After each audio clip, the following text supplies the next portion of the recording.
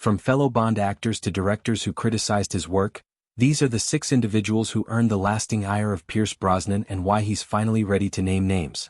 James or England? Sean Bean, method acting or just plain mean? The scene, 1995, the set of GoldenEye, Pierce Brosnan's triumphant debut as 007 was meant to be his moment of glory, a chance to prove himself as the new face of the most iconic franchise in cinema history. But one man seemed determined to overshadow him at every turn. The inciting incident came during rehearsals for their climactic fight scene atop the massive satellite dish. Bean, a notorious method actor, reportedly refused to break character between takes, maintaining the cold hostility of the traitorous 006 even when cameras stopped rolling. Sean would stare at me with genuine contempt, a crew member overheard Brosnan confiding to director Martin Campbell. It's like he's not acting at all. What Brosnan felt but couldn't express publicly was a simmering frustration. Here he was, carrying the weight of an entire franchise on his shoulders, while Bean seemed intent on turning their professional relationship into a genuine rivalry. There are 2 types of actors, Brosnan would later reflect, carefully choosing his words. Those who support their colleagues and those who see every scene as a competition. The implication was crystal clear to industry insiders. The tension escalated during promotional interviews when Bean repeatedly emphasized how his character was Bond's equal, a subtle undermining of Brosnan's authority as the film's star. But the true betrayal came years later when Bean publicly dismissed Brosnan's entire era as Bond. There was a slickness to that era that perhaps didn't serve the character well, Bean told Empire magazine in 2012, seemingly forgetting that GoldenEye had saved the franchise after a 6-year hiatus. For Brosnan, this wasn't just professional criticism. It was a personal attack on his legacy, the legacy he had carefully built over 4 films, only to have it casually dismissed by a man who had shared in its creation. They never worked together again. When asked years later about a potential reunion with Bean, Brosnan's response spoke volumes. Some partnerships work once and only once. The gentleman had spoken. The door was closed. And that was just the beginning of Brosnan's hidden list of Hollywood grudges. He was pounding the table saying, "You are the best James Bond. I want to do James Bond with you. And it's very close quarters in the restaurant." I said, "Quentin, please calm down." "Calm down." "But you don't tell Quentin Tarantino to calm down." Quentin Tarantino, the director who hijacked his legacy. It was supposed to be a simple dinner, a meeting of creative minds. But for Pierce Brosnan, his 1997 encounter with Quentin Tarantino would become one of the most uncomfortable moments of his career and the beginning of a grudge that has lasted decades. The incident began at a restaurant in Hollywood. Tarantino, riding high after Pulp Fiction, approached Brosnan's table uninvited, martini in hand. What followed was a bizarre alcohol-fueled monologue about how Tarantino wanted to direct Brosnan in Casino Royale. "He was pounding the table," Brosnan recounted, his discomfort still evident years later, loudly proclaiming I was the best Bond and how we needed to work together to save the franchise. For Brosnan, who had just weathered the critical mixed reaction to Tomorrow Never Dies, Tarantino's theatrical display was both embarrassing and professionally awkward. But the real betrayal was yet to come. When the Bond producers predictably rejected Tarantino's pitch, the director didn't maintain Hollywood's code of discretion. Instead, he went public, declaring to anyone who would listen that the Bond franchise was too afraid to work with him. This created immediate tension between Brosnan and the producers, who suspected the actor had encouraged Tarantino's approach. "Suddenly, I was defending myself to the very people who controlled my career," Brosnan admitted. "It was humiliating." But Tarantino wasn't finished. As years passed, his praise for Brosnan mysteriously transformed into dismissal. In a 2009 interview, Tarantino declared Timothy Dalton the most underrated Bond and later called Brosnan's interpretation the least interesting. The about-face left Brosnan stunned. "You expect criticism in this business," Brosnan reflected, his voice tightening. "What you don't expect is to be used as a publicity pawn in someone else's game." For Brosnan, Tarantino represented everything toxic about Hollywood. The grandstanding, the public betrayals, the casual rewriting of history to suit personal narratives. When asked recently if he would ever consider working with Tarantino, Brosnan's response was tellingly brief. "I believe that ship has sailed." And as the years passed, Brosnan's list of grievances continued to grow, along with his determination to maintain his dignity in an industry that seemed intent on stripping it away. But not all of Brosnan's enemies wore tuxedos or sat in directors' chairs. One nearly destroyed his reputation with a single interview. And another, well, let's just say Bond would have drawn his Walther PPK. I don't know if I helped Daniel make up his mind. Daniel is his own man, really? Daniel Craig, the replacement who didn't just take his job, he erased him. When Daniel Craig stepped into the iconic tuxedo in 2006, it wasn't just a casting change.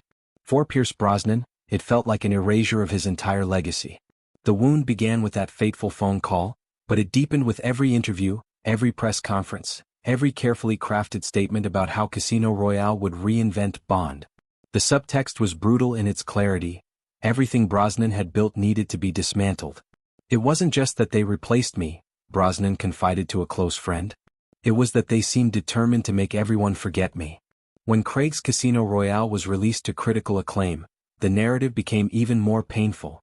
Reviewers praised the film as the Bond we've been waiting for, and a necessary correction, after years of excess, thinly veiled criticisms of Brosnan's tenure.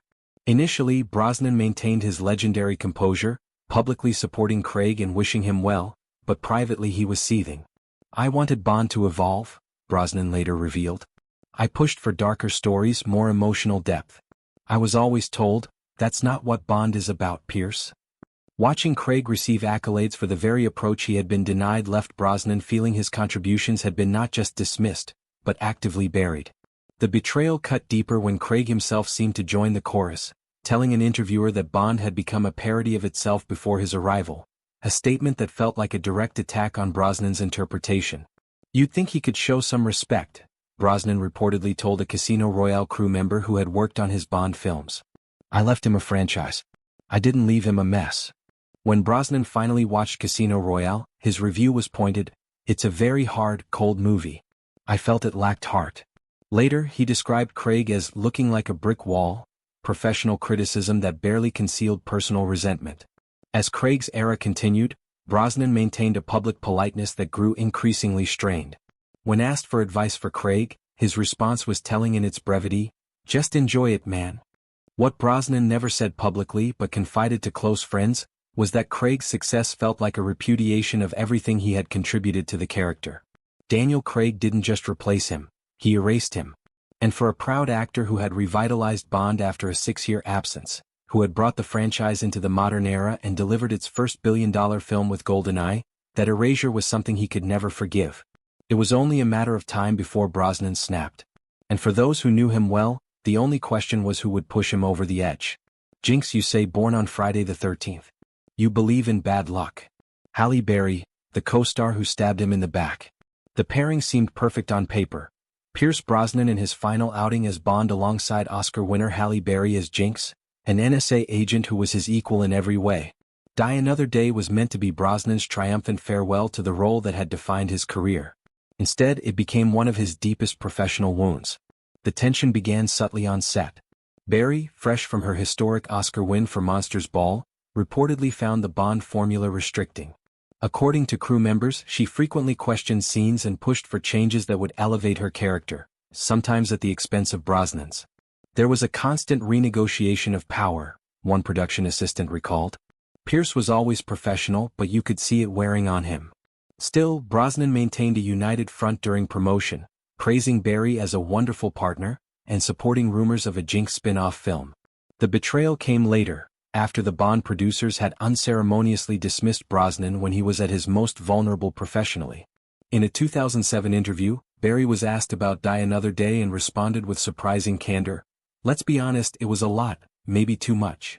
When the interviewer specifically mentioned the invisible car and CGI parasailing sequence, Berry laughed and added, "All of it. It was just campy." For Brosnan, who learned of these comments while struggling to redefine his post-Bond career, the timing couldn't have been worse. Die Another Day marked his final appearance as Bond, and Berry's dismissal of the film seemed to diminish his entire legacy. He was hurt, a close friend revealed. He defended her on set, supported her spin-off, and this was how she repaid him. When Berry later attempted to reconnect at an industry event, witnesses described Brosnan as glacially polite, a state one longtime colleague characterized as Pierce at his most angry. Years later, when asked about potential co-stars he'd like to work with again, Berry's name was conspicuously absent from Brosnan's list. What Brosnan didn't say spoke volumes louder than what he did. The betrayal by Berry left Brosnan increasingly guarded, increasingly selective about who he would trust with his professional reputation. But one rivalry was brewing that had nothing to do with Bond at all. A tension between two British actors who represented entirely different visions of masculinity. Hugh Grant, the anti-Bond rivalry that nobody saw coming. They seemed to occupy entirely different corners of British cinema. Brosnan, the suave international spy, Grant, the stammering romantic lead. Yet behind the scenes brewed one of Hollywood's most unexpected rivalries. The tension began innocently enough in 1996. As Brosnan was cementing his Bond legacy with GoldenEye, Grant was asked in an interview if he would ever consider playing 007. His response, "I'd rather be a corpse than play James Bond," was typical Grant self-deprecation. But to Brosnan, it felt like a direct attack on his career-defining role. According to a former press agent who worked with both actors, Brosnan found Grant insufferably smug, and his constant self-deprecation vapid and calculated. The rivalry intensified in the early 2000s when both actors were considered for several high-profile romantic leads. There was genuine animosity there, the agent revealed. Pierce felt Hugh's bumbling Englishman act was just that, an act, and one that had unfairly cornered the market on a certain type of role. The competition came to a head when Grant was cast in Love Actually over Brosnan, a decision that reportedly left Brosnan seething. Hugh represents a very specific type of Englishness, Brosnan later said, his tone neutral but his meaning clear to British audiences who understood the class implications. "It's just not an Englishness I particularly relate to." What truly infuriated Brosnan was Grant's continued mockery of the Bond franchise, which he once described as the same film made over and over again. Each dismissive comment felt like a personal slight, a diminishing of the work that had made Brosnan an international star. The rivalry might have remained professional had Grant not crossed a line during a 2005 awards ceremony. According to multiple witnesses, an inebriated Grant approached Brosnan and joked, "Ah, the spy who didn't love me enough to stay employed." It was a cruel reference to Brosnan's recent firing from the Bond franchise. "Pierce just froze," one attendee recalled. Then he turned and walked away without a word. It was chilling. Since that night, Brosnan has reportedly refused to attend any event where Grant is present. When asked about his fellow British actor in interviews, Brosnan offers only the barest professional courtesy before changing the subject. The feud might seem petty from the outside, but for Brosnan, Grant represents everything he resents about British class politics in acting. The way certain backgrounds are celebrated while others are expected to constantly prove their worth. And as Brosnan's list of grudges grew longer, one name would push him to break his legendary composure completely. A line in the sand that would reveal just how far the gentleman spy was willing to go when his core values were threatened. "I'm shaken, not stirred. And for you?" Mel Gibson, the one line Brosnan refused to cross. Some grudges are professional, others are personal, but Pierce Brosnan's rift with Mel Gibson is something else entirely. A moral line in the sand that revealed the true character behind the polished facade. Unlike Brosnan's other Hollywood feuds, his break with Gibson wasn't the result of professional rivalry or wounded pride. It was a principled stand that shocked an industry accustomed to looking the other way. The breaking point came in 2006 after Gibson's infamous anti-Semitic tirade during a DUI arrest. While many in Hollywood hedged their responses or remained silent, Brosnan's reaction was swift and unequivocal. "I won't work with racists or bigots," Brosnan stated when asked about Gibson at a time when most stars were carefully avoiding the topic. According to industry insiders, Brosnan had been approached for a project Gibson was producing and declined immediately upon learning of Gibson's involvement. What made Brosnan's stance particularly notable was its personal foundation. "I grew up in Ireland during the Troubles," Brosnan once explained, his voice carrying rare emotion. "I've seen what happens when people use religion to justify hatred." For Brosnan, whose Irish Catholic background and experiences with religious conflict in Northern Ireland had shaped his worldview, Gibson's behavior wasn't just offensive, it was a triggering reminder of the sectarian violence he had witnessed in his youth. The rift deepened when Gibson began his Hollywood comeback. While many colleagues welcomed him back with open arms, Brosnan maintained his distance. At a 2016 industry event where both were present, witnesses described Brosnan deliberately changing his path to avoid crossing Gibson's. "It wasn't subtle," one attendee noted. "Pierce saw Mel approaching and literally turned 180 degrees. The message couldn't have been clearer." When directly asked if he would reconsider working with Gibson now that time had passed, Brosnan's response was resolute. "Some principles aren't negotiable regardless of talent." What makes this stance particularly revealing is how it contrasts with Brosnan's handling of his other Hollywood grudges. With Craig, Bean, Barry and others, Brosnan maintained at least a veneer of professional courtesy. With Gibson there was no pretense, no diplomatic evasion, just a clear moral boundary that would not be crossed. For a man known for his restraint, for keeping his true feelings carefully guarded, this uncompromising position offered a rare glimpse of the real Pierce Brosnan. A man whose polished exterior conceals deeply held convictions and a moral code as unshakable as that of the spy he once portrayed. And it's this complexity, the tension between Brosnan's cultivated image and his private resentments, that makes his Hollywood grudges so fascinating. Not just for what they reveal about the film industry but for what they tell us about the man himself. The price of these grudges. For Brosnan, these long-standing tensions haven't just been emotionally taxing. They've exacted a real professional cost. Hollywood is built on relationships, and each burned bridge represented opportunities lost, collaborations that would never happen, paths not taken. The most obvious consequence came after his Bond dismissal. In an industry that values winners above all else, Brosnan's unceremonious removal from the franchise created a narrative of failure that took years to overcome. While he channeled his complicated feelings into nuanced performances in films like The Matador and The Ghost Rider, the A-list roles he seemed destined for often went elsewhere. Being pushed out of Bond wasn't just painful emotionally, Brosnan admitted years later. It changed how people saw me, how they valued me in this business. Suddenly I was damaged goods. His refusal to work with certain directors and actors further limited his options. When Gibson was producing Edge of Darkness, Brosnan was reportedly the first choice for the lead, a role that might have significantly altered his post-Bond trajectory. His principled refusal cost him both financially and professionally. Even his stance against Tarantino had consequences. As Tarantino's cultural capital grew throughout the 2000s, Brosnan found himself excluded from the director's circle of influence, a significant liability in an industry where power is constantly shifting. There were definitely projects I didn't get because of certain associations I refused, Brosnan acknowledged.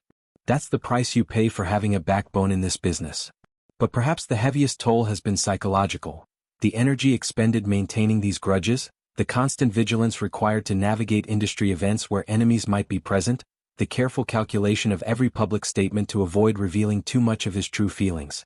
As one longtime friend put it, Pierce carries these things with him. They're like weights he won't put down. And I sometimes wonder what he could have accomplished if he'd been able to let go. Yet, as Brosnan approaches his mid-70s, there are signs that the weight of these resentments has begun to shift. Not because he's forgiven his adversaries, but because he's finally reckoning with what these grudges have cost him and what they've revealed about his own character. Finding strength in vulnerability.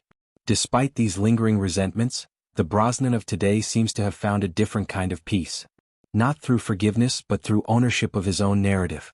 At 72, with a career spanning nearly 5 decades, Brosnan has achieved something many of his critics and rivals have not: longevity and relevance across generations of filmgoers. While some of his adversaries have faded from public view or damaged their own legacies, Brosnan has continued to evolve as an actor, taking risks in independent films while maintaining his commercial appeal. Time gives you perspective, Brosnan reflected recently. The things that once seemed so important, the slights, the criticisms, the politics, they fade. What remains is the work and the relationships that truly matter. For Brosnan, those relationships include his extraordinary 20-year marriage to Keely Shea Smith, his children, and the select colleagues who earned his trust and respect. Directors like Martin Campbell, who helped launch his Bond career with GoldenEye, and actors like Robin Williams, with whom he formed a genuine friendship on Mrs. Doubtfire, represent the positive connections that have sustained him. Perhaps most tellingly, when asked if he regrets any of these broken relationships, Brosnan offers that famous smile, the one that never quite reaches his eyes when the subject is uncomfortable, and says, "Regret is an indulgence I can't afford. I prefer gratitude for the journey, complicated as it's been." What's changed isn't Brosnan's willingness to forgive, the grudges remain intact, but rather his willingness to acknowledge them publicly. After decades of maintaining the polite fiction that all was well in Hollywood, Brosnan seems to have reached a point where authenticity matters more than appearance. "I've spent too much of my life worrying about how I'm perceived," he admitted in a recent interview. "At my age, there's something liberating about simply being honest about who you like and who you don't." This newfound candor represents not a hardening of Brosnan's position, but a softening of his need to maintain the perfect facade. The man who once felt compelled to hide his true feelings now seems comfortable letting the world see glimpses of his real self, grudges, resentments, and all. And there's power in that vulnerability, a different kind of strength than the one he projected as Bond. It's the strength of a man who no longer needs everyone to like him, who has made peace not with his enemies, but with his own reactions to them. As Brosnan himself puts it with characteristic understatement, "I'm too old now to pretend and frankly too tired." And that brings us to the end of our exploration of Pierce Brosnan's most challenging Hollywood relationships. From the fellow actors who criticized his work to the directors who dismissed his contributions, these stories reveal a different side to the man millions know only as the charming, unflappable star of stage and screen. What makes these revelations so fascinating isn't just the glimpse behind Hollywood's carefully constructed facade. It's the insight they provide into Brosnan himself. The man who endured an unstable childhood in Ireland, who lost his first wife to cancer, who reinvented himself multiple times throughout his career, is not a man who forgets either kindness or cruelty. As Brosnan himself puts it, every actor creates a persona, a version of themselves. The public comes to know the real person. That's a privilege reserved for the people you truly trust. These 6 names, Bean, Tarantino, Craig, Barry, Grant and Gibson, represent more than just Hollywood feuds. They're windows into the soul of a man who, despite his legendary composure, harbors the same human capacity for hurt, betrayal and righteous anger as the rest of us. He may never name them again in public, but now you know who they were, and maybe, just maybe, he wanted you to. If you've enjoyed this deep dive into Hollywood's hidden history, don't forget to like this video and subscribe to Legacy News for more stories about the stars of yesterday and today. We're constantly researching the untold stories of your favorite actors, directors, and films, the truths behind the carefully crafted images. What do you think about these revelations? Has your perception of Pierce Brosnan changed? Are there other Hollywood relationships you'd like us to explore? Let us know in the comments below. Thanks for watching and we'll see you in our next video.